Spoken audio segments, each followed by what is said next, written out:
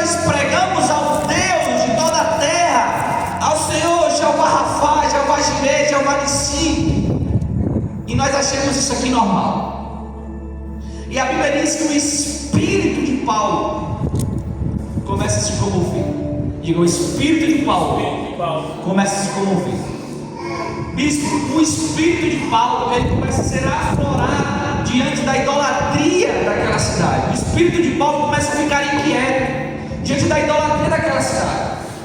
E quando eu estava vendo esse texto, me veio no coração de trazer para nós meditarmos nesse texto, porque é algo muito pontual para os nossos dias.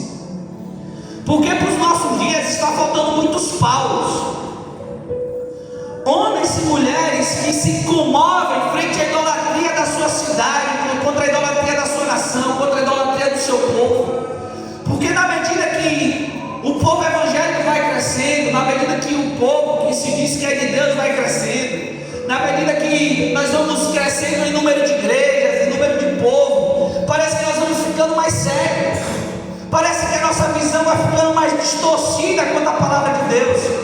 Parece que agora a gente, antes passava um mosquito, agora começa a passar um boi. Antes passava coisas pequenas, agora começa a passar coisas mais, porque a gente vai deixando de se importar. A gente começa a ver, a gente vai deixando de se importar, vai deixando para lá. Mas Paulo, cheio do Espírito Santo, quando ele chega na cidade de Atenas, que ele vê toda aquela cidade de idolatria, ele fala: o que é isso que está acontecendo aqui? O Espírito de Paulo começa a se comover. Paulo, no seu coração, começa a dizer: eu não posso aceitar isso, porque eu creio no Deus Todo-Poderoso. Isso não é normal, porque só existe um Deus e só existe o Senhor. Aleluia! Vocês estão me entendendo? Glória a Deus! E hoje não tem um demônio chamado tem nada não. É assim mesmo. E eu já vi até pessoas do mundo cristão pegar e dizer assim: não, Jesus, quando chegaram para Jesus, que falaram assim: ah, mestre, estão falando do Senhor e do nosso discípulo. E eles falam: não, deixa eu falar, não tem nada não. Se está pregando o Evangelho, não tem nada não. Se a mensagem do Evangelho está chegando, não tem nada não. Se está salvando, não tem nada não. Se no meio, se ali está tendo fornicação, se ali está tendo idolatria, mas as pessoas estão ouvindo falar de Jesus, não tem nada não, sabe? E aí a gente vai deixando essas coisinhas para lá, e a gente vai perdendo a essência do Evangelho. Nós vamos corroendo a palavra de Deus. E Paulo, cheio do Espírito Santo, um homem ou uma mulher, quando ela é cheia do Espírito Santo, ela não aceita a idolatria, ela não aceita esse tipo de coisa, ela não aceita, não tem nada não vamos deixar rolar, vamos deixar para cá, isso é uma coisinha aqui, uma coisinha ali. Não, irmão, nós nascemos para selar da palavra de Deus, nós nascemos para ser diferente, nós nascemos para ser um povo cheio do Espírito. E o Espírito de Paulo se comovia com a idolatria. Ou seja, o Espírito em Paulo, ele não aceitava aquele ambiente.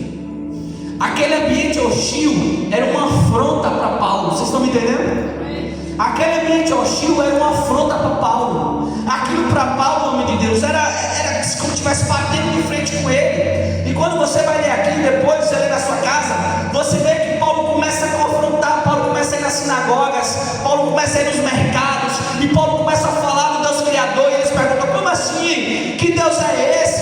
Ele é o Criador dos céus e da terra, o Deus Jeová, ele que não vive em templos, ele que não habita em templos feitos por mão de homem, ele que não tem imagem, semelhança nenhuma, ele que ressuscitou dos mortos, ele é o Senhor de toda a terra. Aleluia! E aí eu te pergunto: como é que está o seu espírito frente à idolatria? Como é que está seu espírito frente às coisas desse mundo? Irmão, o mundo já é maligno, só vai piorar. Diga misericórdia.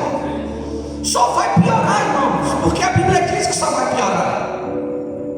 Jesus falou que só vai piorar. Será como no dia de Noé, que eles se casavam, se davam em casamento? Vai ser dessa forma. Vai ser dessa forma que você se comporta diante disso? Como é o seu posicionamento diante dessas coisas? Sabe? Tem pais cristãos que a criança chega em casa com o saci pererê, não tem nada não, é assim mesmo, é menina, deixa pra lá, é menina, é um negócio no meio do ano, é uma coisa besta. O menino participa do folclore da escola, não tem nada não, vou procurar briga com a escola pra quê? Você tem que procurar porque o espírito tem que se comover dentro de você frente à idolatria. Você tem que se incomodar porque o espírito tem que se mover dentro do seu coração para dizer não a essas coisas, para dizer que você só serve ao Senhor, que você só serve a Deus. Aleluia. Irmãos, o grande problema do povo de Israel sempre foi trazer deuses estranhos para o seu meio. O grande problema do povo de Israel sempre foi trazer deuses estranhos. E nós temos a mania de achar que trazer deuses estranhos é simplesmente trazer uma imagem. Irmãos, Paulo fala: não vos conformeis com este século, mas transformai-vos pela renovação da vossa mente. Nós vamos, irmãos, passar 10, 20, 30 anos na fé, e nós não podemos nos acostumar. Nós não podemos nos acostumar com a idolatria que é nesse mundo. Nós não podemos nos acostumar com as práticas pagãs que é nesse mundo. Nós não podemos nos acostumar com as práticas medonhas. Nós não podemos se acostumar com as coisas do mundo, Charles. Nós não podemos